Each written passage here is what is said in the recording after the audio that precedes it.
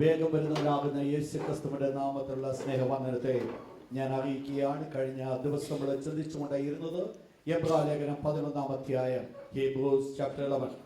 എബ്രായലേഖനം 11-ാം അധ്യായത്തിന്റെ 35-ാമത്തെ വാക്യം. വീണ്ടും ഒരിക്കൽ കൂടെ ആരും ശബ്ദുനിയത്തിയ വാക്യം വായിച്ചോട്ട്. Hebrews chapter 11 verse 35. അവിടെ നമ്മൾ വായിച്ചു കേട്ടത് ഇപ്രകാരമാണ്: സ്ത്രീകൾക്ക് തങ്ങളുടെ മരിച്ചവരെ ഉയർത്തെടുപ്പിനാ തിരികെ കിട്ടി. കഴിഞ്ഞ ആഴ്ചയിൽ നമ്മൾ ആ വാക്യത്തിൽ നിന്നുകൊണ്ടാണ് ചിന്തിച്ചത്. തിരുവചനം പഠിക്കുമ്പോൾ മരിച്ചുപോയ പ്രിയപ്പെട്ടവരെ തങ്ങളുടെ സ്ത്രീകൾക്ക് കിട്ടുവാനിടയായിത്തീർന്നു. എന്തുകൊണ്ട് കിട്ടി? വേദപുസ്തകം നമ്മൾ പഠിക്കുന്ന ഭാഗം എന്ന് പറയുന്നത് വിശ്വാസത്താലാണ് അവർക്കത് ലഭിക്കുവാൻ കാരണമായിത്തീരുന്നുവെങ്കിൽ എന്താണ് നമ്മൾ കഴിഞ്ഞ ആഴ്ച നമ്മൾ പഠിക്കുവാൻ ഇടയായിത്തീർന്നത്? ശൂന്യക്കാരത്തെ കുറിച്ചാണ്.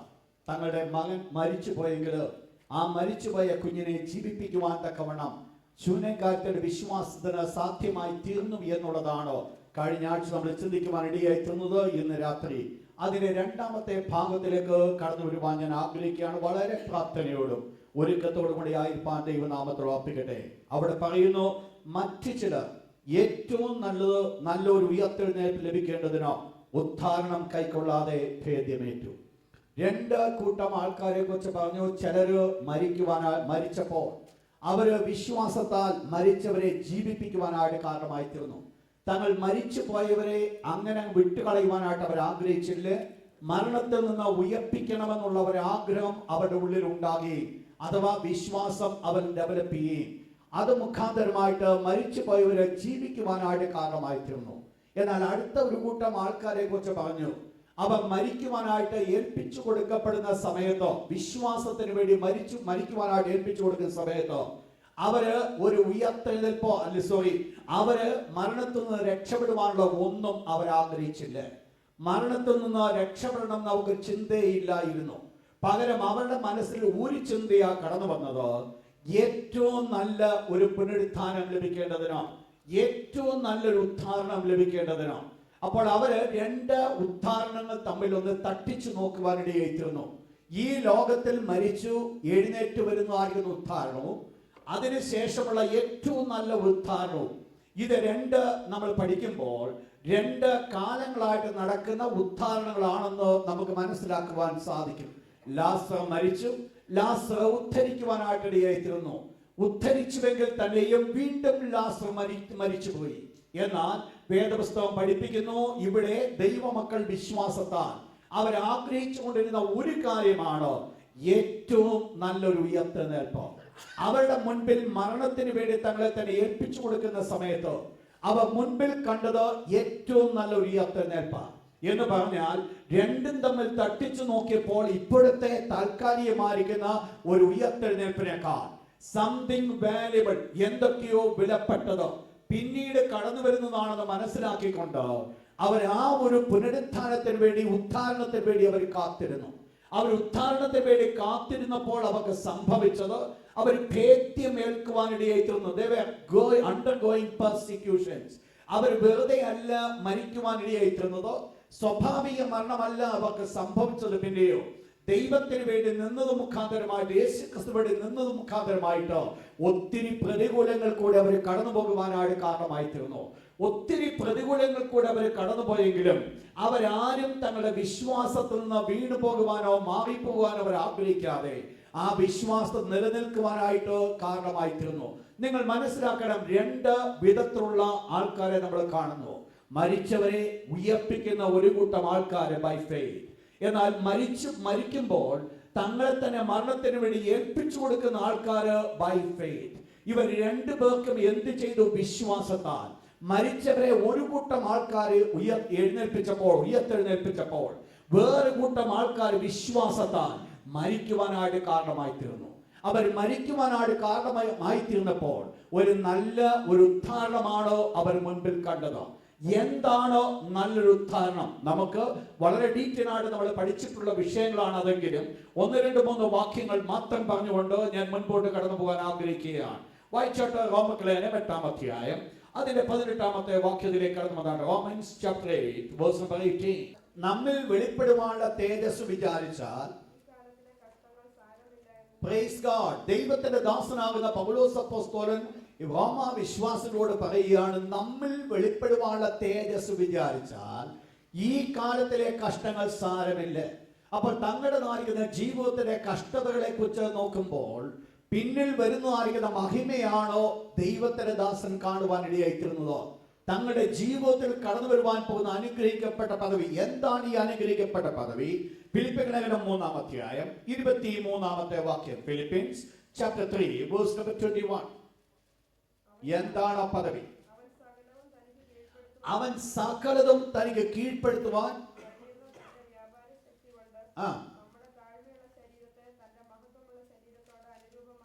ഇതാണ് ഏറ്റവും ഒരു ബെറ്റർ റിസറക്ഷന്റെ പദവി എന്നോ ദൈവത്തിന്റെ ദാസൻ പറയുന്നു.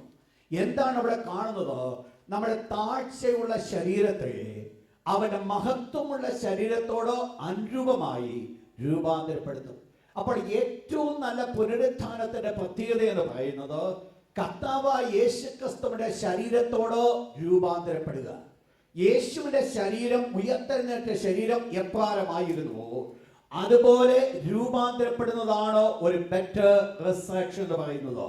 ഈ ഒരു അവസ്ഥയെക്കുറിച്ച് താൻ മനസ്സിലാക്കിയപ്പോൾ എന്താണെന്ന് അപ്പോസ്തലനായ പൗലോസ് പറയുന്നു. 1 കൊരിന്ത്യർ 15-ാം അധ്യായം 47-ാമത്തെ വാക്യം. ഒന്നാം മനുഷ്യൻ ഭൂമിയിൽ നിന്ന് മണ്ണുകൊണ്ടുള്ളവൻ, രണ്ടാം മനുഷ്യൻ സ്വർഗ്ഗത്തു നിന്നുള്ളവൻ, മണ്ണുകൊണ്ടുള്ളവനെ പോലെ മണ്ണുകൊണ്ടുള്ളവരും. Praise God. എന്താണ് ഈ താഴ്ചയുള്ള ശരീരം വാങ്ങിയിട്ട് മഹത്വമുള്ള ശരീരം എന്താണോ? ഇവിടെ ദൈവത്തിന്റെ ദാസൻ പറയുകയാണ്, സ്വകീയനെ പോലെ സ്വകീയന്മാരാകും, മണ്ണുകൊണ്ടുള്ളവനെ പോലെ മണ്ണുകൊണ്ടുള്ളവരായി എന്ന് പറഞ്ഞാൽ ആദാം മണ്ണുകൊണ്ട് നിർമ്മിക്കപ്പെട്ടതുപോലെ ആദാമ്യ സന്തതി മണ്ണുകൊണ്ടുള്ളവരായിരുന്നു. എന്നാൽ കർത്താവായ യേശുക്രിസ്തു ഉയർത്തെഴുന്നേൽക്കുമ്പോൾ എന്താ സംഭവിച്ചത്? തന്റെ ശരീരത്തിന് ഒരു രൂപാന്തരം പ്രാപിച്ചു. എന്തായിത്തീർന്നു? അത് സ്വകീയന്റെ ശരീരമായി തീർന്നു. സ്വകീയന്റെ ശരീരമായി തീർന്നത് കൊണ്ട് ദൈവത്തിന്റെ ദാസൻ പറയുകയാണ്, സ്വകീയനെ പോലെ സ്വകീയന്മാരുമാകുന്നു. അപ്പോൾ നമ്മുടെ മഹത്വമുള്ള ശരീരത്തോട് നാം അനുരൂപപ്പെടുമ്പോൾ നമുക്കുണ്ടാകേണ്ട ഒന്നാമത്തെ ക്വാളിറ്റിയാണ് ഒരു സ്വകീയ ശരീരത്തിനോ നാം അവകാശിയാകുക. ഒരു സ്വകീയ ശരീരമാണോ നാം പ്രാപിക്കുവാൻ പോകുന്നത്?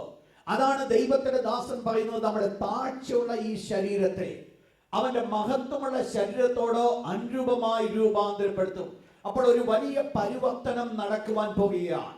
താഴ്ചയുള്ള ശരീരം പരിപൂർണമായി മാറ്റപ്പെട്ടുകൊണ്ട് എന്തൊക്കെയാണ് ഈ താഴ്ചയുള്ള ശരീരം? ഒന്നുകൂടെ നോക്കിയാട്ട് 1 കൊരിന്ത്യർ 15-ാം അധ്യായം അതിന്റെ 44-ാമത്തെ വാക്യം ഒന്ന് വായിച്ചാൽ, 42 മുതലുള്ള വാക്യം.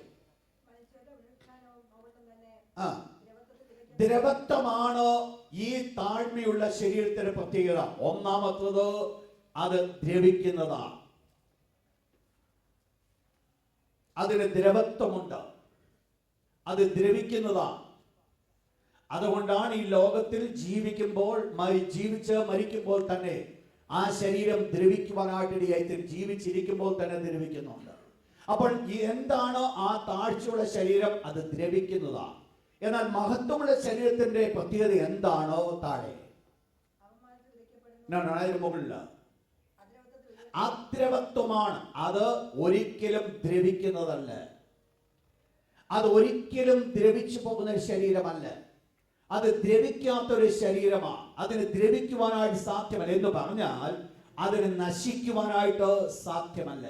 ആദ്യത്തെ ശരീരം നശിക്കുന്നതായിരിക്കുമ്പോൾ രണ്ടാമത്തെ സ്വകീയമായ ശരീരം എന്ന് പറയുന്നത് നശിക്കാത്തതാണ്. Next word.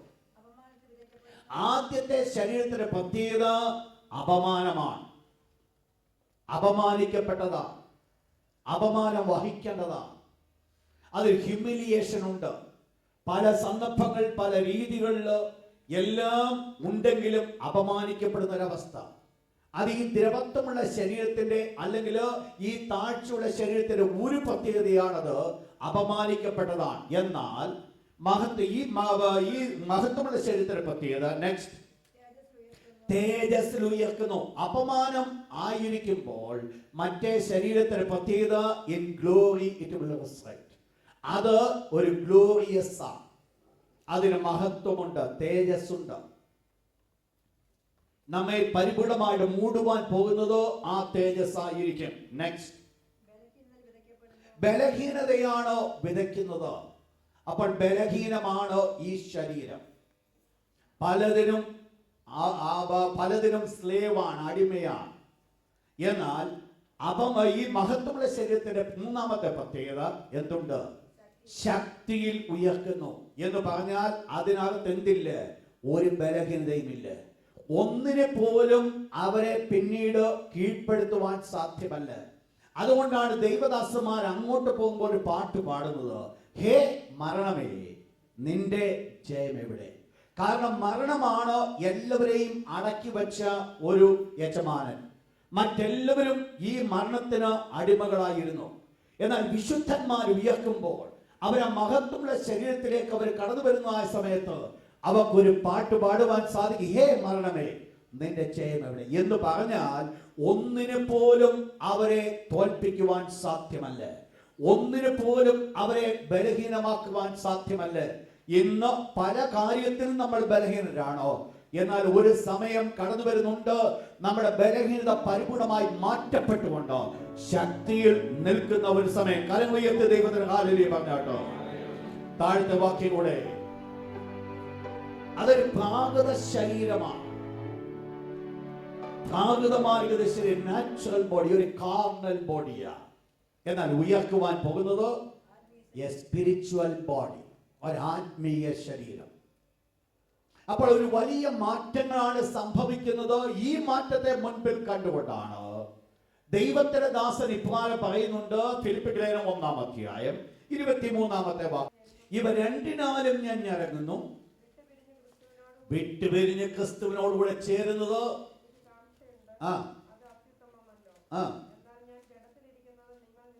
മതി. അവിടെ അപ്പോസ്തലനായ പൗലോസ് പറയുന്നു, വിട്ടുപിരിഞ്ഞ് ക്രിസ്തുവിനോടുകൂടെ ആയിരിക്കുന്നത് എനിക്ക് ഉത്തമമാണ് എന്ന് പറഞ്ഞാൽ ഈ ലോകത്തിൽ വെച്ച് മരണം ഏൽക്കുന്നതോ മരിക്കുന്നത് എനിക്ക് ഉത്തമമാണ്. എന്തുകൊണ്ട് ഉത്തമമാണ്?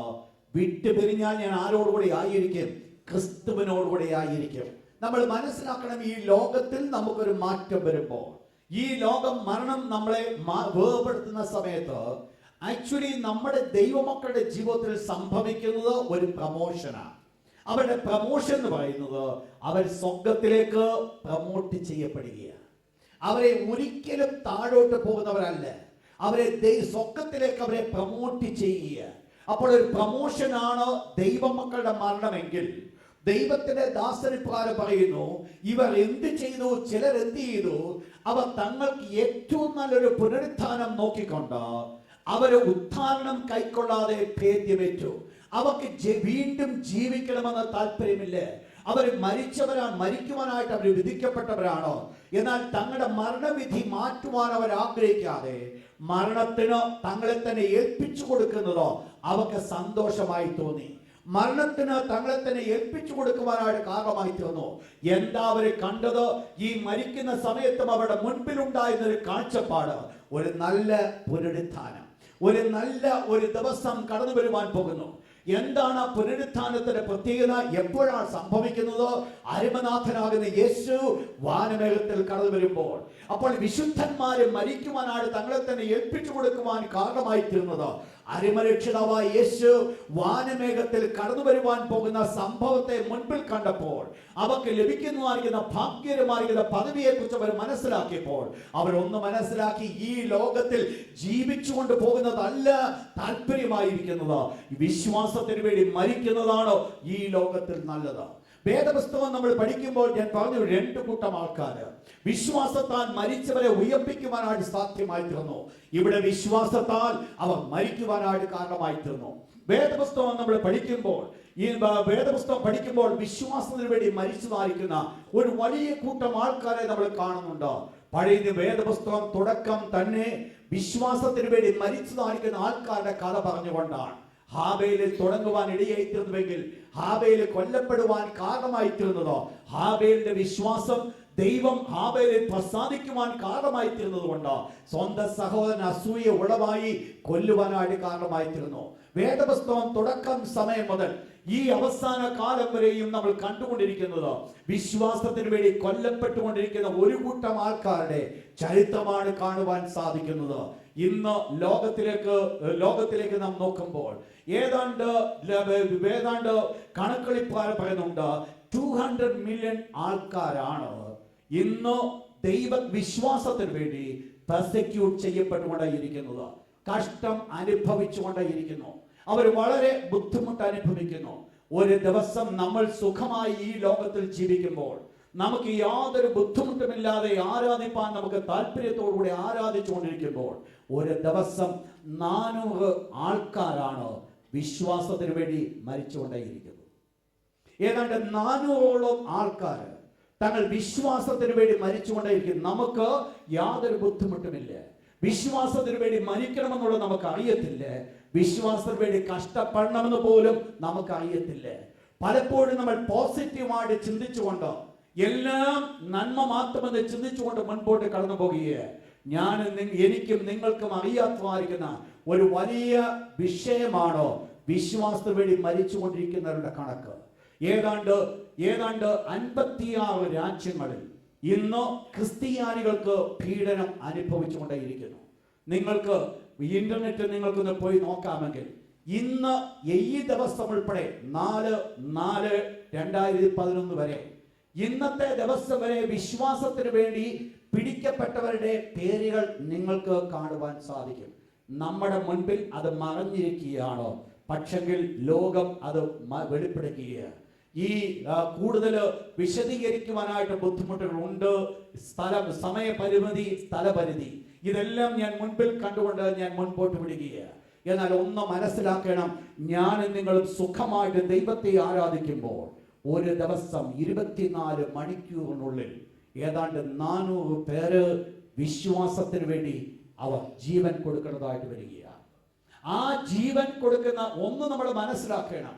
കഴിഞ്ഞ നാളുകൾ വിശ്വാസത്തിന് വേണ്ടി ജീവൻ കൊടുത്തതാണോ ഇന്ന് സുഖമായി ജീവിക്കുവാനുള്ള ഒരു കാരണം? കഴിഞ്ഞ നാളുകളിൽ അനേകർ ജീവൻ കൊടുത്തില്ലായിരുന്നുവെങ്കിൽ ഇന്ന് നാം അനുഭവിക്കുന്ന സ്വാതന്ത്ര്യം ഒരു പക്ഷെങ്കിൽ നമുക്ക് അനുഭവിക്കുവാൻ സാധ്യമല്ല. ദൈവത്തിന്റെ തിരുവചനം അത് പഠിപ്പിക്കുന്നുണ്ട്. ദൈവമക്കൾക്ക് കഷ്ടതയുണ്ട്. വിശ്വാസത്തിന് വേണ്ടി അവർ പോരാടണമെന്നോ ദൈവത്തിന്റെ തിരുവചനം പഠിപ്പിക്കുന്നു. ആദിമ നൂറ്റാണ്ട് മുതൽ വിശ്വാസത്തിന് വേണ്ടി പോരാടിയവരുടെ ചരിത്രമാണോ കാണുവാൻ സാധിക്കുന്നത്. അവരുടെ മുൻപിൽ മരണത്തിന് വേണ്ടി തങ്ങളെ തന്നെ ഏൽപ്പിച്ചു കൊടുക്കുമ്പോൾ മരണം അവരുടെ മുൻപിൽ ഒരു വിഷയമായിരുന്നില്ല. അവരുടെ മുൻപിൽ അതവർക്ക് സന്തോഷമായിരുന്നു. മറ്റൊന്നും കൊണ്ടല്ല, ഇന്ന് ഇപ്രാരം മരിച്ചാൽ എനിക്ക് ദൈവത്തിന്റെ അടുക്കിലേക്ക് കടന്നില്ലുവാൻ സാധിക്കും. വേദപുസ്തകം നമ്മൾ പഠിക്കുന്ന ആ സമയത്ത് ആദിമ നൂറ്റാണ്ട് കാലം തന്നെ തിരുവചനം പഠിക്കുമ്പോൾ ദൈവം വ്യക്തമായിട്ട് വെളിപ്പാട് പുസ്തകത്തിൽ കൂടെ സ്മരണയ്ക്ക് ഒരു ദൂത് കൊടുക്കുന്നതായിട്ട് കാണുന്നുണ്ട്. വായിച്ചോട്ടോ, വെളിപ്പാട് പുസ്തകം 2-ാം അധ്യായം അതിന്റെ 8-9 വാക്യം. Revelation chapter 2 verse number 8 and 9. സ്മരണയുടെ സഭയുടെ ദൂതൻ എഴുതുക.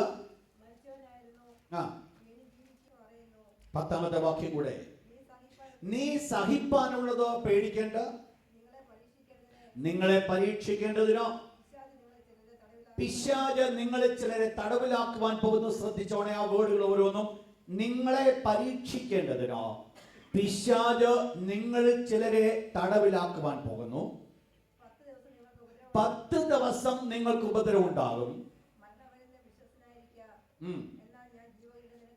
Praise God. സഭയുടേതായിരിക്കുന്ന പീഡനകാലത്തെ കുറിച്ച് നമ്മൾ പഠിക്കുമ്പോൾ സഭയ്ക്ക് ഒരു സ്വാതന്ത്ര്യം കിട്ടിയത് 3-ാം നൂറ്റാണ്ടിലാണ്.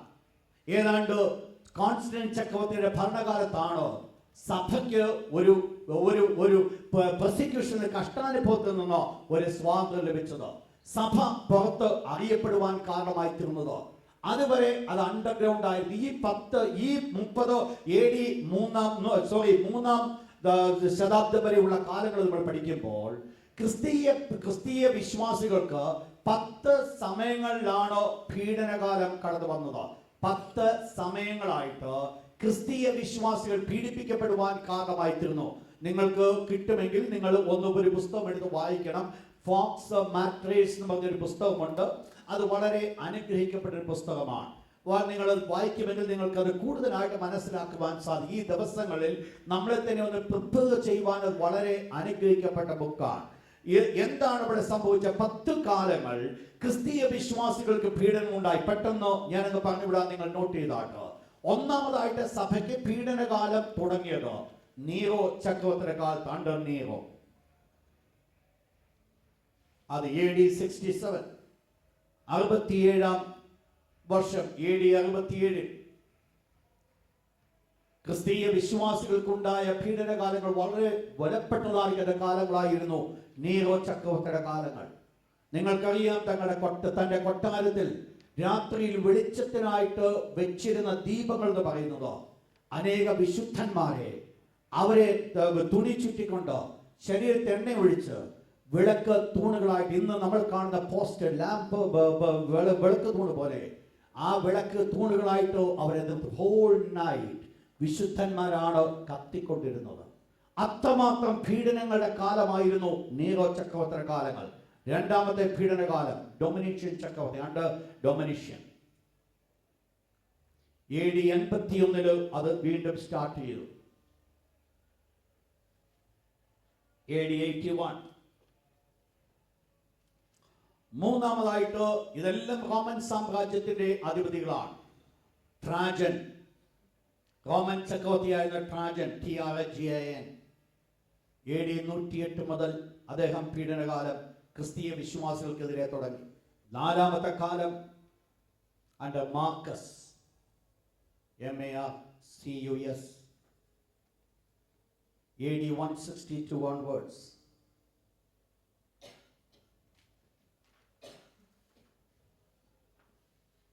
അഞ്ചാമത്തെ പീഡനകാലം with Severus, SEVERUS, AD 192 onwards.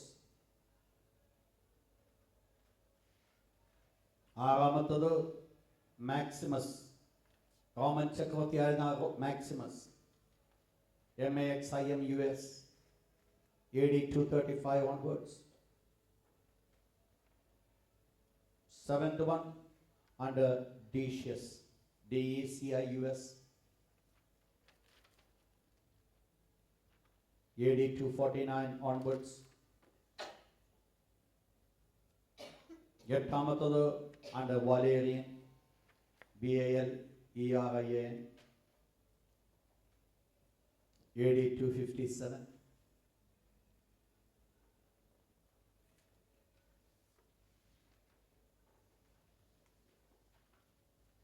ഒൻപതാമത്തത് under Aurelian, AURELIAN,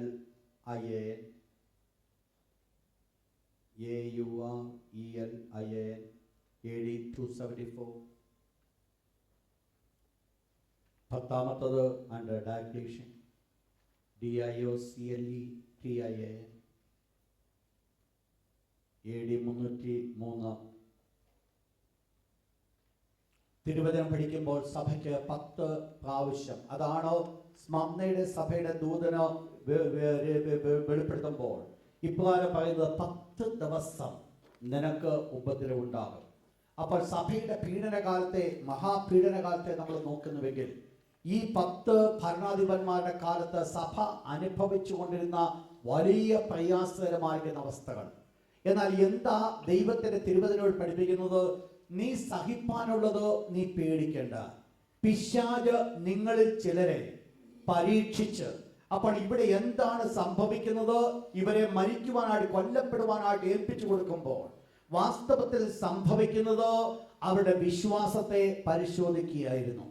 വിശ്വാസത്തിന്റെ ഒരു ടെസ്റ്റാണ് അവരുടെ ജീവിതത്തിൽ കൂടെ നടന്നത്. വിശ്വാസ സംബന്ധമായിരിക്കുന്ന പ്രതികൂലം കടന്നു വന്നപ്പോൾ, വിശ്വാസത്തിന് വേണ്ടി നിൽക്കേണ്ട ഒരു അവസ്ഥ കടന്നു വന്നപ്പോൾ, ജീവൻ ബലി കൊടുക്കേണ്ട ഒരു സാഹചര്യത്തിലേക്ക് കടന്നു വന്നപ്പോൾ അവർക്ക് സുലഭമായി തീരുമാനമെടുക്കാമായിരുന്നു. എന്നാൽ അവർ കൊല്ലപ്പെടുവാനായിട്ട് അവർ ആഗ്രഹിച്ചൊരു ഒരു കാരണം അവർ മനസ്സിലാക്കി, ഇത് മറ്റൊന്നുമല്ല, ഈ വിശ്വാസത്തിന് വേണ്ടി എനിക്ക് കടന്നു വരുന്ന പരീക്ഷയാണെന്ന് മനസ്സിലാക്കി. അതുകൊണ്ട് എന്ത് ചെയ്തു? അവരത് ഏറ്റെടുക്കുവാനായിട്ട് കാരണമായി തീർന്നു. അവരത് ഏറ്റെടുക്കുമ്പോൾ ഇത്രമാത്രം ധാരണമായ രീതിയിൽ കൊല്ലപ്പെടുവാൻ കാരണമായി തീർന്നപ്പോൾ അവർ മരിക്കപ്പെടുവാൻ കാരണമായി തീർന്നത് വരുവാൻ പോകുന്ന പുനരുത്ഥാനത്തെ കണ്ടുകൊണ്ട്. സ്മർണ്ണയിലെ സഭയ്ക്ക് ഈ ദൂത് കൊടുക്കുമ്പോൾ, തിരുവചനം പഠിക്കുമ്പോൾ, സ്മർണ്ണയിലെ ആദ്യത്തെ ബിഷപ്പായിരുന്നു പോളികാർപ്പ് എന്ന് പറയുന്ന സെയിൻസ്, വിശുദ്ധനായിരുന്ന മനുഷ്യൻ. അദ്ദേഹത്തിന്റെ സംഭവം നിങ്ങൾക്ക് പലർക്കും അറിയാം. എന്നാൽ അദ്ദേഹത്തിന്റെ സംഭവം ചരിത്രപ്രകാരമാണ് പറയുന്നത്. തന്റെ തീരെ ചെറുപ്രായത്തിൽ തന്നെ ഒരടിമയായി താൻ വിൽക്കപ്പെട്ടു. തന്നെ വിലയ്ക്ക് വാങ്ങിയത് ധനികയായിരിക്കുന്ന ഒരു സ്ത്രീ ആയിരുന്നു. ആ ധനികയായ സ്ത്രീ വിലയ്ക്ക് വാങ്ങി തന്റെ സ്വന്തം മകനെ പോലെ ആ പോളികാർപ്പിനെ വളർത്തുവാനായിട്ട് കാരണമായി തീർന്നു. താൻ അപ്രകാരം വളർന്നുകൊണ്ടിരിക്കുമ്പോൾ തന്റെ യൗവന പ്രായത്തിൽ തന്നെ താൻ ഒരു ക്രിസ്തീയ വിശ്വാസിയായി തീരുവാൻ കാരണമായി. ക്രിസ്തീയ വിശ്വാസിയായി ആകുക മാത്രമല്ല, അദ്ദേഹത്തിന് ലഭിച്ചൊരു വലിയ പദവിയായിരുന്നു യോഹന്നാൻ അപ്പോസ്തലന്റെ കൈക്കീഴിരുന്ന് പഠിക്കുവാൻ തക്കവണ്ണമുള്ള ശ്രേഷ്ഠമായിരിക്കുന്ന ഒരു പദവി അദ്ദേഹത്തിന് ലഭിച്ചു. പോളികാർപ്പിനെ കുറിച്ചാണ് പറയുന്നത്. അപ്പോസ്തലന്മാർ കഴിഞ്ഞു കഴിഞ്ഞാൽ നെക്സ്റ്റ് സഭായുഗത്തിലേക്ക് കടക്കുമ്പോൾ അതിന്റെ ഇന്റർവെല്ലിൽ കാണുന്ന ഒരു വ്യക്തിയായിട്ടാണ് പോളികാർപ്പിനെ നമ്മൾ കാണുന്നത്. യോഹന്നാൻ അപ്പോസ്തലന്റെ കൈക്കീഴിരുന്ന് പഠിക്കുവാൻ, അത് മാത്രമല്ല കർത്താവായ യേശു ക്രിസ്തുവിനെ ജഡത്തിൽ കണ്ടതായിരിക്കുന്ന പല പ്രിയപ്പെട്ടവരുമായിട്ട് ഒരുമിച്ച് പ്രവർത്തിക്കുവാനുള്ള ഒരു വലിയ പദവിയാണ് പോളികാർപ്പിനുണ്ടായത്. അവസാനമായിട്ട് യോഹന്നാൻ അപ്പോസ്തലൻ പോളികാർപ്പിനെ സ്മർണ്ണയിലെ ബിഷപ്പായിട്ട് പ്രഖ്യാപിക്കുകയുണ്ടായി. അപ്രകാരം ബിഷപ്പായിട്ട് അദ്ദേഹം ആയിരിക്കുമ്പോൾ അതിനു മുമ്പായിട്ട് ഈ തന്നെ വളർത്തിക്കൊണ്ടുവന്ന മാതാവ് മരിക്കുകയും ആ മരിച്ചതിന് ശേഷമായിട്ട് ആ സ്വത്തുകൾ മുഴുവൻ തന്റെ കയ്യിൽ കടന്നു വരികയും, എന്നാൽ ഈ സ്വത്തുകൾ മുഴുവൻ ദൈവത്തിന്റെ വേലയ്ക്ക് വേണ്ടി താൻ കൊടുക്കുവാനായിട്ട് കാരണമായി തീർന്നു. ഇപ്രകാരമുള്ള ഏതാണ്ട് AD 69 അദ്ദേഹം ജനിച്ചത്. 185 വർഷം വരെ, AD 185 അദ്ദേഹം മരിക്കുന്നത്. ഇപ്രകാരമുള്ള ദീർഘ ആയുസ് ഏതാണ്ട് 86 വയസ്സ് താൻ ജീവനോടെ താൻ ആയിരിക്കുമ്പോൾ സഭ വളരെ പ്രതികൂലങ്ങൾ കൂടെ കടന്നുപോയി. നിങ്ങൾക്കറിയാം, സ്മർണ്ണയുടെ ദൂത് എഴുതുമ്പോൾ ഈ വിഷയമായിട്ട് ബന്ധത്തിലാണ് ദൂത് കൊടുക്കുവാനിടയായി തീർന്നത്. പോളികാർപ്പിന്റെ ഹിസ്റ്ററി പ്രകാരമാണ് പറയുന്നത്. അദ്ദേഹം ഒരു ക്രിസ്തീയ വിശ്വാസിയായി അദ്ദേഹം സ്മർണ്ണയിലെ ബിഷപ്പായി തീർന്നു. സഭ ഒരു പീഡനകാലത്തിൽ കൂടെ കടന്നുപോയി. അനേകർ കൊല്ലപ്പെടുവാനായിട്ട് കാരണമായി തീർന്നു. ഇപ്രകാരം കൊല്ലപ്പെട്ടുകൊണ്ടിരിക്കുന്നതിന്റെ മധ്യത്തില് ഇവരെയും വളരെയധികമായി പലവിധമായിരിക്കുന്ന പീഡനങ്ങളൊക്കെ അനുഭവിക്കേണ്ടതായിട്ട് വന്നു. ഒരു പർട്ടിക്കുലർ സ്ഥാനത്ത് താനും തന്റെ പേരിലുള്ളതായിരിക്കുന്ന മരണവിധി, ഒരു ജഡ്ജ്മെന്റ് ഓൾറെഡി പ്രഖ്യാപിച്ചത് മുഖാന്തരമായിട്ട് തന്റെ സഹോദരങ്ങളൊക്കെയും പറഞ്ഞതനുസരിച്ച് താൻ ആയിരുന്ന വാസസ്ഥലത്തു നിന്നോ മാറി വേറെടുത്ത് താമസിക്കുവാനായിട്ട് കാരണമായി തീർന്നു. ചില ദിവസങ്ങളോ അദ്ദേഹം അവിടെ പോയി അദ്ദേഹത്തിലൊട്ട് മനസ്സിലായിരുന്നു. മരിക്കണമെങ്കിൽ ഞാൻ മരിക്കട്ടെ എന്നുള്ള ചിന്തയോടാണ്. നാല് തന്നോട് കൂടെ ആയിരുന്ന ആൾക്കാരുടെ നിർബന്ധം മുഖാന്തരമായിട്ട് താൻ മാറി ഒരു ഫാം ഹൗസിൽ താൻ അവിടെ പോയി താമസിച്ചു. ചില നാളുകൾ അവിടെ ജീവിച്ചുകൊണ്ടിരിക്കുമ്പോൾ അവിടുന്ന് ആ സ്ഥലം മനസ്സിലാക്കിയെന്ന് ഗവൺമെന്റ് മനസ്സിലാക്കിക്കൊണ്ട് അടുത്തൊരു സ്ഥലത്തേക്ക് മാറ്റപ്പെട്ടു. ഇപ്രകാരം മാറ്റപ്പെട്ട് ഒരല്പം കാലം കഴിഞ്ഞപ്പോൾ അദ്ദേഹത്തെ പിടിക്കുവാൻ സാധ്യമല്ല എന്ന് മനസ്സിലാക്കിയപ്പോൾ ഗവൺമെന്റ് അദ്ദേഹത്തിന് 2 ഡിസൈപ്പിൾസിനെ പിടിച്ചു. ആ 2 ഡിസൈപ്പിൾസിനെ പിടിച്ചുകൊണ്ട് വളരെയധികമായിട്ട് പീഡനങ്ങൾ കൂടെ കടന്നുപോയപ്പോൾ അതിൽ ഒരു വ്യക്തി പോളികാർപ്പ് ഒളിച്ചു താമസിച്ച സ്ഥലം കാണിച്ചു കൊടുത്തു. അങ്ങനെയാണ് ഗവൺമെന്റ് അദ്ദേഹത്തിന്റെ ഭവനത്തിലേക്ക് കടന്നു വരുന്നത്. എന്നാൽ ഈ ഭവനത്തിലേക്ക് അധികാരികൾ കടന്നു വരുന്നതിനോ 2-3 ദിവസം മുമ്പ് അദ്ദേഹത്തിന് ഒരു സ്വപ്നമുണ്ടായി. ആ സ്വപ്നത്തിൽ താൻ കണ്ടത് തന്റെ തലവണ കത്തിക്കൊണ്ടിരിക്കുകയാണ്. തന്റെ അനുയായികളോട് ഇപ്രകാരം പറഞ്ഞു, ഈ ദർശനം ഞാൻ കണ്ടതിന്റെ പ്രത്യേകത മറ്റൊന്നുമല്ല, എനിക്ക് മരണം ഓൾറെഡി വിധിച്ചിട്ടുണ്ട്. ഞാൻ തീയിൽ കിടന്ന് മരിക്കുവാനാണോ ദൈവത്തിന്റെ ഹിതം. അതിനുവേണ്ടി അദ്ദേഹം തന്നെ ഏൽപ്പിച്ചു കൊടുത്തു. എന്നാൽ ഏതാണ്ട് ഈ സംഭവത്തിന് ശേഷം 3-ാമത്തെ ദിവസം അധികാരികൾ തന്റെ ഭവനത്തിലോ തന്റെ ഡിസൈപ്പിളുമായിട്ട് കടന്നു വരികയും അദ്ദേഹത്തെ പിടിച്ചു. ഈ അധികാരികൾ കടന്നു വരുന്നത് മനസ്സിലാക്കിക്കൊണ്ട് പോളികാർപ്പിന്റെ ചരിത്രം പറയുന്നു, അദ്ദേഹം നേരെ താഴേക്ക് ഇറങ്ങി ചെല്ലുകയാണ്. ഇവരെ ഈ അധികാരികളുമായിട്ട് മീറ്റ് ചെയ്തു, കണ്ടുമുട്ടി. എന്നിട്ട് തന്റെ പ്രിയപ്പെട്ടവരോട് പറയുണ്ടായി, ഈ അധികാരികൾക്ക് വേണ്ടുവണ്ണം ആഹാരം കൊടുക്കുവാനായിട്ട് പറഞ്ഞു. ആഹാരം അവരെ സമർത്ഥമായിട്ട് കഴിച്ചിട്ട് തന്നെ പിടിച്ചുകൊണ്ട് പോകുന്നതിന് മുമ്പായിട്ട് അദ്ദേഹം ഇപ്രകാരം ഈ അധികാരികളോട് പറഞ്ഞു, നിങ്ങൾ ഒരു കാര്യം ചെയ്യണം, എനിക്ക് 1 മണിക്കൂർ പ്രാർത്ഥിക്കുവാൻ എനിക്കൊരു അവസരം തരണം. നിങ്ങൾ ഒരു രീതിയിലും എന്നെ ഡിസ്റ്റർബ് ചെയ്യരുത്. തന്റെ അധികാരികൾ അത് സമ്മതിച്ചു. അദ്ദേഹം പ്രാർത്ഥിക്കുവാനായിട്ട് മാറിയിരുന്നു. അല്പം ഉച്ചത്തിൽ അദ്ദേഹം പ്രാർത്ഥിക്കുവാനായിട്ട് തുടങ്ങി. സാധാരണ അദ്ദേഹം പ്രാർത്ഥിച്ചുകൊണ്ടേയിരുന്നത് ലോകമെമ്പാടുമുള്ള ക്രിസ്തീയ സഭാ വിശ്വാസികൾ അദ്ദേഹത്തിന് അറിയാവുന്ന പേരുകളൊക്കെ മനസ്സിലാക്കിയിട്ടുള്ളതും പ്രാർത്ഥിക്കേണ്ട വിഷയങ്ങളും ഇതെല്ലാം വെച്ചുകൊണ്ട് അദ്ദേഹം പ്രാർത്ഥിക്കുവാൻ തുടങ്ങി. ശബ്ദമുയർത്തി അദ്ദേഹം പ്രാർത്ഥിക്കുക. ഈ അധികാരികൾ നോക്കുമ്പോൾ ദൈവ തേജസ് കൊണ്ട് അദ്ദേഹം നിറയപ്പെടുക പ്രാർത്ഥിച്ചുകൊണ്ടിരുന്നു. എന്നാൽ സംഭവിച്ചത് ഈ പ്രാർത്ഥന ഏതാണ്ട് 2 മണിക്കൂറോളം നീണ്ടുപോയി. അധികാരികൾ പ്രാർത്ഥന കഴിഞ്ഞ് പിടിക്കുവാനായിട്ട് കടന്നു വരുമ്പോൾ അതിനു മുമ്പ് സംഭവിച്ചത് ഇദ്ദേഹത്തിന്റെ പ്രാർത്ഥന കേട്ടുകൊണ്ട് ആ അധികാരികളിൽ ഒരു കൂട്ടം ആൾക്കാർക്ക് റിപ്പന്റൻസ്, മാനസാന്തരത്തിന്റെ അനുഭവം ഉണ്ടായി. ഇത്രമാത്രം നിങ്ങൾ മനസ്സിലാക്കണം. ഏതാണ്ട് 86 വയസ്സ് പ്രായമുണ്ട് ആ സമയത്ത്. പോളികാർപ്പിന് ഇപ്രകാരമുള്ള ഒരു മനുഷ്യനെ, വിശുദ്ധനായിരിക്കുന്ന മനുഷ്യനെ പിടിക്കുവാനാണോ ഞങ്ങൾ വന്നത് എന്ന് ചിന്തിച്ചുകൊണ്ട് അവരിൽ പലർക്കും ഒരു രൂപാന്തരമുണ്ടായി. എന്നാൽ ഇദ്ദേഹത്തെ പിടിച്ചുകൊണ്ട് പോവുകയാണ്. കൊണ്ടുപോകുന്ന സമയത്ത് അദ്ദേഹത്തെ അധികാരികളുടെ മുൻപിൽ നിർത്തി അദ്ദേഹത്തിന്റെ വിധി എന്താണെന്ന് പറഞ്ഞു. എന്നാൽ അവസാനമായിട്ട് ഒരു കാര്യം പറഞ്ഞു, നീ ഒരു കാര്യം ചെയ്യുക, ഈ യേശുവിനെ നീ ത്യജിച്ചു പറ. യേശുവിനെ ത്യജിച്ചിട്ട് നീ പറയുക സീസറാണ് ദൈവം, കൈസറാണ് ദൈവം എന്ന് പറയുവാൻ പറഞ്ഞു. എന്നാൽ ആ സമയത്ത് പോളികാർപ്പ് തിരിഞ്ഞു നോക്കിക്കൊണ്ട് ഒരു കാര്യം പറയുണ്ടായി. ഈ കഴിഞ്ഞ 86 വർഷം ഈ യേശുവാണ് എന്നെ നടത്തിയത്. ഈ നാളുകളൊക്കെയും ഒരു നന്മയല്ലാതെ ഒരു തിന്മ പോലും ഞാൻ അവൽ നിന്ന് പ്രാപിച്ചിട്ടില്ല. ഇത്രയും ഈ 86 വർഷം ഈ നന്മ ചെയ്ത ഈ നല്ല കർത്താവിനെ ഞാൻ എങ്ങനെ ത്യജിച്ചു? ഇതിന്റെ പശ്ചാത്തലത്തിലായി നമ്മൾ ആദ്യം പാട്ട് പാടിയത്. ദൈവത്തിന്റെ ദാസന് പറയുന്നു, നന്മയല്ലാതെ ഒരു തിന്മ പോലും നിന്നെ കണ്ട നാൾ അത് മുതൽ ഇന്ന് വരെ ജീവിതത്തിൽ സംഭവിച്ചിട്ടില്ല. ദൈവമക്കൾക്ക് പറയുവാൻ സാധിക്കും. വീണ്ടും അദ്ദേഹത്തിന് ഒരവസരം കൊടുത്തു. അവസരം അദ്ദേഹം പറഞ്ഞു. അദ്ദേഹത്തോട് പറഞ്ഞത്, ഈ ഏത്തിസ്റ്റിന്റെ നടുവിൽ നിന്നോ നീ യേശുവിനെ തള്ളിപ്പറയാൻ പറഞ്ഞു. അദ്ദേഹം പറഞ്ഞു, ഇല്ല, എനിക്ക് യേശുവിന്റെ അടുക്കിലേക്ക് പോയാൽ മതി. അദ്ദേഹത്തോട് പോളികാർപ്പിനോട് ന്യായാധിപൻ പറഞ്ഞു, നിന്നെ തീയിലിട്ട് കൊല്ലുവാനാണ് വിധി. അദ്ദേഹം ഇപ്രകാരം തിരിച്ച് മറുപടി പറഞ്ഞു, എന്നെ തീയിലിട്ട് കൊല്ലുമ്പോൾ ഒരു അവർ കൊണ്ട്, ഒരു മണിക്കൂർ കൊണ്ട് ഞാൻ വെന്ത് ഞാൻ നശിക്കും.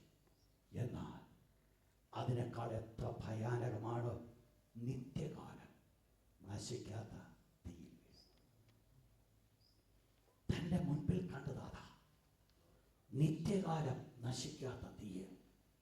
ആ തീയിൽ വീഴുന്നത് ഇന്നത്തേതിനേക്കാൾ എത്ര ഭയങ്കരമാണ്. അവസാനമായിട്ട് അദ്ദേഹത്തെ വിധിച്ചത് തീയിലിട്ട് കൊല്ലുവാനായിട്ട് വിധിക്കപ്പെട്ടപ്പോൾ അദ്ദേഹം വളരെ ശക്തമായിട്ട് തീജ്വാല കൂട്ടി. പെട്ടെന്ന് അദ്ദേഹം അവസാനത്തെ പ്രാർത്ഥിച്ചു. തീയിലേക്ക് വലിച്ചെറിയപ്പെടുന്നതിന് മുമ്പായിട്ട് തൻ്റെ മുഖത്ത് മനോഹരമായ ശോഭയാൽ ദൈവം നിറച്ചു. ദൈവത്തിൻ്റെ തേജസ്, ദൈവത്തിൻ്റെ ഗ്രേസ് അദ്ദേഹത്തിൻ്റെ മുഖത്ത് കാണാമായിരുന്നു. എന്നാൽ തീയിലേക്ക് കൊണ്ടുപോകുന്ന സമയത്ത് സ്വർഗ്ഗത്തിൽ നിന്ന് ശബ്ദം കേൾക്കുക, നീ ധൈര്യമായിരിക്കുക, അവസാനത്തോളം നീ മുകളിൽ പിടിക്കുക. ഈ ശബ്ദം എവിടെ നിന്നുള്ള പലരും ഈ ശബ്ദം കേട്ടു. പക്ഷെ ആർക്കും അറിയത്തില്ല ആരാണ് ഈ ശബ്ദം പറഞ്ഞതെന്ന്. അദ്ദേഹം മനസ്സിലാക്കി, സ്വർഗ്ഗത്തിലെ ദൈവത്തിന് എന്നെക്കുറിച്ചുള്ള ഹിതമാണ് ഈ പ്രതികൂലങ്ങളുടെ നടുവില് ദൈവത്തിന് വേണ്ടി അവസാനം വരെ നിൽക്കുക. അദ്ദേഹത്തെ തീയിലേക്ക് കൊണ്ടുപോകുന്നതിന് മുമ്പായിട്ട് പടയാളികൾ പറഞ്ഞു, നിന്നെ ഒരു കാര്യം ചെയ്യുക, കൈകാലുകൾ ആണികൾ അടിക്കപ്പെട്ട് വലിച്ചെറിയാം, കാരണം രക്ഷപ്പെടുവാൻ, നിനക്ക് തീയിലേക്ക് കടന്നു പോകുമ്പോൾ രക്ഷപ്പെടുവാൻ സാധിക്കുമല്ലോ. അദ്ദേഹം ഇപ്രകാരം പറയുണ്ടായി, ഇല്ല, ഞാൻ എന്നെ രക്ഷപ്പെടാതിരിക്കുവാൻ വേണ്ടി നിങ്ങൾ എൻ്റെ കാലുകൾ ആണി അടിക്കേണ്ട കാര്യമില്ല. എന്നെ ഈ തീയിലേക്ക് നിങ്ങൾ ഇട്ട് കഴിഞ്ഞാൽ ഈ തീയിലേക്ക് ഞാൻ അവിടെ കടന്നു ചെല്ലുവാൻ എനിക്ക് സാധിക്കും. ഒരു രീതിയിലും ഞാൻ അവിടുന്ന് രക്ഷപ്പെടുവാൻ ആഗ്രഹിക്കത്തില്ല.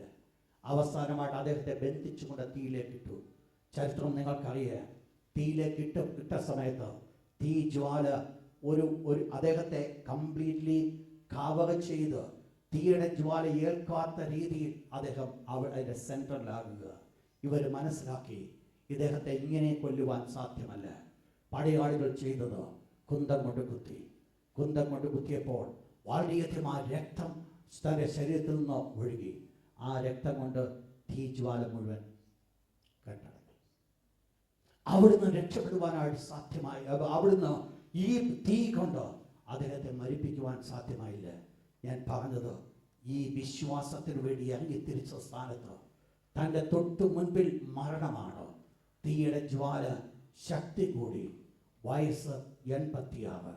എന്നാൽ തൻ്റെ ജീവിതത്തിൽ ഒരു തീരുമാനമായിരുന്നു, ഈ കഴിഞ്ഞ 86 വർഷം നന്മയല്ലാതെ ഒരു തിന്മ പോലും ചെയ്ത കർത്താവിനെ ഒരു കാരണവശാലും ഞാൻ തള്ളിപ്പറയില്ല, ഒരു കാരണവശാലും ഞാൻ കൈവിട്ട് കളയത്തില്ല. ഈ സംഭവം ഞാൻ വായിച്ചുകൊണ്ടിരിക്കുമ്പോൾ വളരെ പെട്ടെന്ന് AD 303 ഒരു സംഭവത്തെ കൂടെ പെട്ടെന്ന് ഞാൻ വായിക്കുവാനിടയായി തീർന്നു. ഒരു സഹോദരി, യൗവനക്കാർ, 22 വയസ്സ് പ്രായം, ഏതാണ്ട് AD 300 നടക്കുന്ന സംഭവമാണ്. ആ സ്ത്രീയുടെ പേര് പെപ്പച്ചുവ എന്നാണ്. ആ സ്ത്രീയെ വിശ്വാസം വേണ്ടി പിടിക്കുവാനിടയായി. അടുത്ത കാലത്ത് രക്ഷിക്കപ്പെട്ടതാ, പക്ഷെ വിശ്വാസം വേണ്ടി പിടിക്കുവാനായിട്ട് കാരണമായി തീർന്നു. വിശ്വാസം വേണ്ടി പിടിച്ചപ്പോൾ ആ സ്ത്രീയോടുകൂടെ 6 പേരെ പിടിച്ചു. അതിലൊന്നോ തൻ്റെതായിരിക്കുന്ന ഒരു സ്ലേവ് ആയിരുന്ന ഒരു സ്ത്രീ, അവരുടെ അമ്മയായിരുന്നു. മറ്റു 4 സ്ത്രീകളെ 6 പേരെ കൂടെ പിടിച്ചു. 6 പേരെ പിടിച്ചുകൊണ്ടുപോയി കാരാഗൃഹത്തിലാക്കി. എന്നാൽ ഈ സ്ത്രീയെ രക്ഷപ്പെടുത്തുവാനായിട്ട് ആഗ്രഹിച്ചു. പലവട്ടം ന്യായാധിപൻ പറഞ്ഞു, നീ ഒരു കാര്യം ചെയ്യുക, അറ്റ്ലീസ്റ്റ് ഒരൊറ്റ പ്രാവശ്യം ഈ യേശുവിനെ നീ ധരിച്ചപ്പാ, നിന്നെ ഞാൻ വിട്ടുകളയാം. ആ സ്ത്രീക്ക് പറയുവാൻ, ആ വളരെ പ്രായം കുറഞ്ഞ് 22 വയസ്സേ ഉള്ളൂ, ആത്മീയത്തിലേക്ക് കടന്നു വന്നിട്ട് വളരെ നാളുകളായിട്ടില്ല. ആ സ്ത്രീക്ക് പറയുവാൻ ഒന്നുണ്ട്, എൻ്റെ യേശുവിനെ എനിക്ക് ഒരിക്കലും തള്ളിപ്പറയാൻ പറ്റത്തില്ല. സംഭവിച്ചത് ഒരല്പം കഴിഞ്ഞപ്പോൾ ആ സ്ത്രീക്കൊരു കുഞ്ഞുണ്ട്. ഈ സ്ത്രീയെ എങ്ങനെയെങ്കിലും ആ മരണത്തിൽ നിന്നോ വിടുവിക്കുവാൻ ആഗ്രഹിച്ചുകൊണ്ട് തൻ്റെ പിതാവ് അവിടെ കടന്നില്ല. കുഞ്ഞിനെ അകത്തോട്ട് കയറ്റാൻ ബുദ്ധിമുട്ടുണ്ട്. എന്നാൽ 2 പടയാളികളെ കൃത്യമായിട്ട് സ്വാധീനിച്ചുകൊണ്ട് കുഞ്ഞിനെ അകത്ത് കൊണ്ടുവരുവാൻ അനുവാദം കൊടുത്തു. ഈ കുഞ്ഞിനെ അമ്മയുടെ കരങ്ങളിൽ ലഭിച്ചു. കുഞ്ഞിനെ അമ്മ നേഴ്സ് ചെയ്യുവാനായിട്ട് കാലങ്ങൾ, ചില ദിവസങ്ങൾ മുൻപോട്ട് കടന്നുപോയി. വളരെ അനുഗ്രഹിക്കപ്പെട്ട കാലങ്ങൾ. എന്നാൽ തൻ്റെ വിധിയുടെ സമയം കടന്നു വന്നു. ആ വിധിയുടെ മുൻപിൽ പിതാവ് ആ കുഞ്ഞിനെ മേടിക്കുവാനായിട്ട് കടന്നു ചെന്നു. തൻ്റെ സ്വന്തം പിതാവ് മകളോട് പറയുക, മോളെ, ഞങ്ങളുടെ വീടിന് നീ നാണം കേട് വരുത്തരുത്, നീ ഇങ്ങനെ അപമാനതയായി മരിക്കരുത്, നീ ഒരു പ്രാവശ്യം യേശുവിനെ നീ തള്ളിപ്പറ, യേശുവിനെ നീ തള്ളിപ്പറഞ്ഞാൽ നീ വെളിയിൽ കടന്നു വാ. ഈ കുഞ്ഞിനെ പിടിച്ചു വലിച്ചുകൊണ്ട് പിതാവ് മാറ്റപ്പെടുക. തൻ്റെ ഉള്ളം വളരെ വേദന. നിങ്ങൾക്കറിയാം ഒരമ്മയുടെ വേദന എന്താണ്. പക്ഷേ ഒരു സൈഡിൽ തൻ്റെ കൊച്ചു കുഞ്ഞ്, മറു സൈഡിൽ തൻ്റെ അരിമമണവാളാവുന്ന യേശു. ഏത് തിരഞ്ഞെടുക്കും? തൻ്റെ ജീവിതത്തിൽ ഒരു തിരഞ്ഞെടുപ്പ് വന്നു. തനിക്ക് മറ്റൊന്നുമല്ല വേണ്ടത്, യേശു. ഇപ്രകാരമുള്ള സന്ദർഭത്തിൽ ആ സ്ത്രീ ഒരു സ്വപ്നം കണ്ടു. ആ സ്വപ്നം ഇതായിരുന്നു, വളരെ ഉയരത്തിലേക്ക് വെച്ചിരിക്കുന്ന ഒരു താമ്പം കൊണ്ടുള്ള ഒരു കോവേണി. അത് നശിക്കുമാറായതാണ്. അതിന് താഴ്ഭാഗത്ത് നോക്കുമ്പോൾ ഇഷ്ടംപോലെ പാമ്പുകളുണ്ട്. എന്നാൽ പലരും കയറുന്നുണ്ട്. കയറി മുകളിൽ ചെല്ലുമ്പോൾ മനോഹരമായിരിക്കുന്ന ഒരു പച്ച പുൽത്തകിടി, അനേക ആടുകൾ അവിടെ മേഞ്ഞുകൊണ്ടേയിരുന്നു. ഈ സ്ത്രീ ചിന്തിച്ചു, എന്താണ് ഇതിൻ്റെ വിഷയം? അവളൊരു കാര്യം മനസ്സിലാക്കി, ഇന്ന് എനിക്ക് വരുന്ന സകല പീഡനങ്ങൾ ഈ ഭൂമിയിൽ വെച്ചിരിക്കുന്ന പാമ്പം കൊണ്ടുള്ള ഗോവേണി പോലെ മാറ്റാം. അതിനകത്ത് ഈ എന്നെ മുകളിലോട്ട് കയറാതിരിപ്പാൻ തക്കവണ്ണം എന്നെ തടഞ്ഞുകൊണ്ടേ ഇരിക്കുന്നത് ഈ പാമ്പുകളാണ്. അവൾ മനസ്സിലാക്കി, എൻ്റെ മുൻപിൽ കടന്നു വന്നത് മുഴുവൻ ശത്രു പിശാചിൻ്റെതായിരിക്കുന്ന പരീക്ഷകൾ. അവളൊന്ന് മനസ്സിലാക്കി, എനിക്കൊന്നേ വേണ്ടൂ, ഈ പരീക്ഷയെ ഞാൻ ചവിട്ടി മുകളിലോട്ട് കടക്കണം. തൻ്റെ ജീവിതത്തിൽ വീണ്ടും പല പ്രാവശ്യങ്ങൾ ഈ കുഞ്ഞിനെ കാണിച്ചുകൊണ്ട് ഏതെങ്കിലും രീതിയിൽ പിന്തിരിക്കാമെന്ന് ആഗ്രഹിച്ചുകൊണ്ട് ശ്രമിച്ചുവെങ്കിലും ഇവർക്കാർക്കും ആ പെൺകുട്ടിയെ പിന്തിരിക്കുവാനായിട്ട് സാധ്യമായില്ല. അവസാനമായിട്ട് ഇവരെ എന്ത് ചെയ്തു? വന്യമൃഗങ്ങളുടെ ഗുഹയിൽ വന്യമൃഗങ്ങൾക്ക് അവരെ ഇട്ടുകൊടുത്തു. വന്യമൃഗങ്ങൾ 6 പേരെയും വല്ലാതെ ഉപദ്രവിക്കുകയും ശരീരം കീറുവാനായിട്ടിടയായി തീർന്നു. അതിനകത്ത് 4 പേര് മരിച്ചു. ഈ പെപ്പച്ചു അവിടെയും മരിച്ചില്ല. അവസാനമായിട്ട് വാളുകൊണ്ട് കൊല്ലുവാനായിട്ട് വിധിയുണ്ടായി. വാളുകൊണ്ട് കൊല്ലുവാനായിട്ട് ആഗ്രഹിച്ചു. ആ കൊല്ലുവാൻ തക്കണമുള്ള ചുമതലപ്പെട്ട ആള് അവരുടെ അടുത്ത് കടന്നു വന്നു. തൻ്റെ വേദനയോടുകൂടെ മരിക്കുവാൻ ആഗ്രഹിച്ച് തൻ്റെ കഴുത്തിൽ കത്തിവെക്കുവാനായിട്ട് ചിന്തിച്ചു. കഴുത്തിൽ കത്തിവെക്കുവാൻ ആഗ്രഹിച്ചപ്പോൾ ഈ കത്തി വെക്കുവാൻ കടന്നുപോയ ആളുടെ കൈ വിറച്ചു. ഈ പെൺകുട്ടി വളരെ സന്തോഷത്തോടുകൂടെ ആ കത്തിയെടുത്ത് തൻ്റെ കഴുത്തിൽ വെച്ചുകൊണ്ട് തൻ്റെ ജീവിതം. ഇത് നാളുകൾക്ക് മുൻപ് നടന്നിട്ടുള്ള വിഷയമാണെങ്കിലും എൻ്റെയും നിങ്ങളുടെയും മുൻപിൽ ഇന്നും കാണുന്നു ഒരു ഗ്രഹം. എൻ്റെയും നിങ്ങളുടെ മുൻപിൽ ഞാനും നിങ്ങളും ഇന്ന് സുഖമായി ദൈവത്തെ ആരാധിച്ച് സന്തോഷത്തോടുകൂടി ദൈവത്തിന് വേറെ ചെയ്ത് അവസാനിപ്പിക്കുമ്പോൾ പാകിസ്ഥാനിൽ, അഫ്ഗാനിസ്ഥാനിൽ, അത് മാത്രമല്ല അനേക റഷ്യൻ രാഷ്ട്രങ്ങളിൽ, അതോടൊപ്പം തന്നെ മിഡിൽ ഈസ്റ്റിലെ പല ഭാഗങ്ങളിൽ, സുഡാനിൽ. ഈ കഴിഞ്ഞ ദിവസം ഞാൻ വായിക്കുകയുണ്ടായി, മൊഗാദിഷുവിൽ ഒരു ഒരു ഒരു ദൈവപൈതലിനെ പീഡനത്തിന് വേണ്ടി പിടിക്കപ്പെട്ടതിനെക്കുറിച്ച്, കൊല്ലുവാൻ ഇടിയേറ്റുന്നതിനെക്കുറിച്ച് ഞാൻ പറയട്ടെ. ലോകം എല്ലായിടത്തും ഞാനും നിങ്ങളും ജീവിച്ചു കൊണ്ടിരിക്കുന്ന നമ്മുടെ സ്വന്തം സ്ഥലമെന്ന് പറയുന്ന ഇന്ത്യ വരെ അനേക ദൈവമക്കൾ പീഡിപ്പിക്കപ്പെട്ടുകൊണ്ടിരിക്കുമ്പോൾ ഞാനും നിങ്ങളും ഇന്ന് സ്വതന്ത്രര. ഇതെനിക്ക് നിങ്ങൾക്ക് പീഡകളില്ല, എനിക്ക് നിങ്ങൾക്ക് ഒരു ബുദ്ധിമുട്ടുമില്ല. ഈ ദൈവത്തിലുള്ള വിശ്വാസം ഇവിടെ നിൽക്കുന്നത് കൊണ്ട് എന്തെങ്കിലും അനുഭവിക്കണമെന്ന് ചോദിച്ചാൽ യാതൊന്നും അനുഭവിക്കേണ്ട. കാരണം മാന്യമായ ജോലിയുണ്ട്, മാന്യമായ വരുമാനമുണ്ട്, സമയത്തിൽ ജോലിക്ക് പോകുന്നു, സമയത്തിൽ കടന്നു വരുന്നു, നല്ല കുടുംബജീവൻ നയിക്കുന്നു, യാതൊരു ബുദ്ധിമുട്ടുമില്ല. പതിവായിട്ട് ആരാധനയ്ക്ക് വന്ന് സ്തോത്രം ചെയ്ത് തിരിച്ച് മടങ്ങിപ്പോകുന്നു. എന്നാൽ എന്താണ് വിശ്വാസത്തിന് വേണ്ടിയുള്ള ത്യാഗം എന്തെന്നുള്ളത് അറിയാതെ ജീവിക്കുകയാണോ ഞാൻ നിങ്ങൾ? പക്ഷെങ്കിൽ ഒന്ന് മറന്നു കളയരുത്, അറിയാതെ ജീവിക്കുമ്പോൾ അവിടെ അറിഞ്ഞുകൊണ്ട് കഷ്ടം അനുഭവിക്കുന്ന എത്രയോ പ്രിയപ്പെട്ടവരെ നമുക്ക് കാണുവാൻ സാധിക്കും. ചില നാളുകൾക്ക് മുമ്പ് പാകിസ്ഥാനിൽ നിന്ന് ഒരു ദൈവദാസന് എൻ്റെ അടുക്കൽ കടന്നു വരുവാൻ ഇടയായിരുന്നു. അദ്ദേഹം എന്നോട് പറയുകയുണ്ടായി, ഈവൻ ഒരു സ്ഥലത്ത് പോലും മീറ്റിംഗ് നടത്തുവാൻ സാധ്യമാകാതെ അവർ അണ്ടർഗ്രൗണ്ട് ചർച്ചസ് വളരെ ചുരുക്കം പേരായിട്ട്, എന്നാൽ അവർ ചെയ്തുകൊണ്ടിരിക്കുന്നത് ഇവാഞ്ചലിസം വളരെ ശക്തമായി ചെയ്തുകൊണ്ടേയിരിക്കുന്നു. അനേക പ്രിയപ്പെട്ടവർ മാറ്റപ്പെടുവാൻ കാരണമായി തീരുന്നു. ദൈവം അനേക പ്രിയപ്പെട്ടവർ ഒരുക്കിക്കൊണ്ടിരിക്കുന്നു. ഓർപ്പിക്കട്ടെ, ഇതിൻ്റെ ഒക്കെ പിന്നിൽ പലരും വില കൊടുക്കുന്നതാണോ ഇന്ന് ഈ നന്മയുടെ കാരണം? എത്ര പേര് ഇന്ന് നാം ദുബായിൽ സ്വാതന്ത്ര്യത്തോടുകൂടെ ദൈവത്തെ ആരാധിക്കുന്നതിന് വേണ്ടി എത്ര പേര് ജീവൻ കൊടുത്തിട്ടുണ്ടെന്നുള്ളത് എനിക്ക് നിങ്ങൾക്കും അറിയത്തില്ല. എന്നാൽ പലരും ജീവൻ കൊടുത്തത് കൊണ്ട് ഇന്ന് ഞാൻ നിങ്ങളും സ്വതന്ത്രമായി ഫ്രീനെസ്സോടുകൂടെ ദൈവത്തെ ആരാധിക്കുന്നു. അതിൻ്റെ അർത്ഥം എനിക്കും നിങ്ങൾക്കും കണ്ടിട്ടും കാണാതിരിക്കാനല്ല. പ്രിയപ്പെട്ടൊരു വിശ്വാസത്തിന്റെ വില എന്തെന്നുള്ളത് അവരോട് ചോദിച്ചറിയുക. അവർക്ക് മനസ്സിലായിട്ടുണ്ട്, അവർക്കറിയാം, അവരവരുടെ ദൈവത്തെ രുചിച്ചറിഞ്ഞിട്ട് ഇതുവരെ നന്മയല്ലാതെ ഒരു തിന്മ പോലും ചെയ്തിട്ടില്ലാത്ത നല്ല കർത്താവിനെ അവർക്കൊന്നേ പറയുവാനുള്ളൂ, ഏറ്റവും നല്ലൊരു പുനരുത്ഥാനം, ഏറ്റവും നല്ലൊരു ഉദ്ധാരണം. അതാണ് അവരുടെ ജീവിതത്തിൽ ആഗ്രഹിച്ചത്.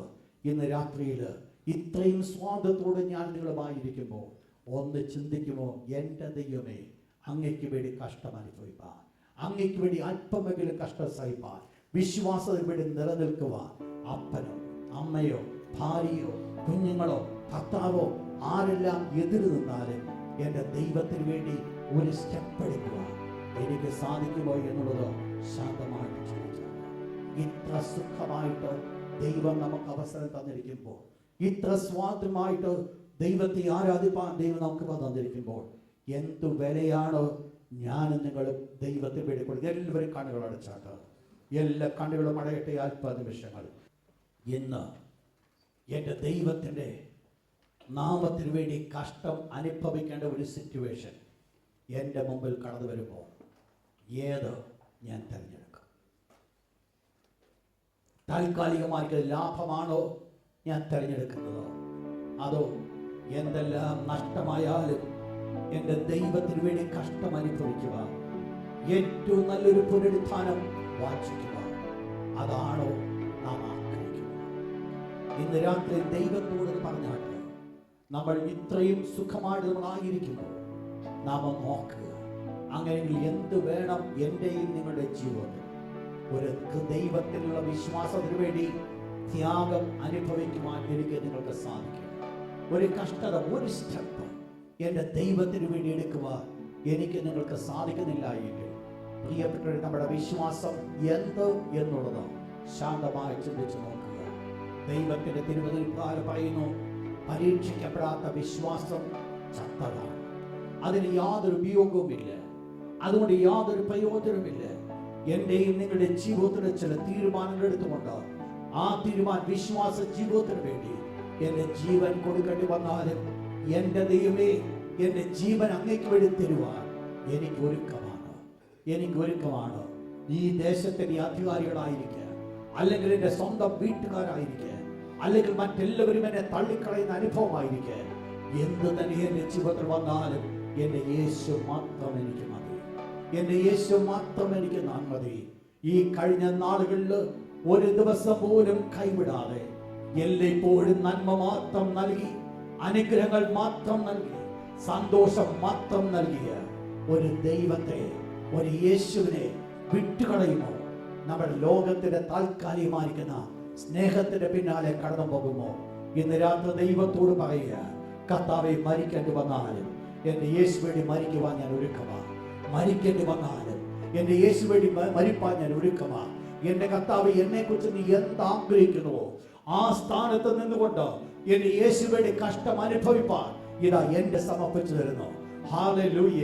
പെപ്പച്ചുവേ, തന്റെ ജീവിതത്തിൽ നിന്ന് തന്റെ തീരുമാനത്തെ പിന്നോട്ട് മാറ്റുവാൻ തന്റെ കുഞ്ഞ് നോക്കിയിട്ട് നടന്നില്ല.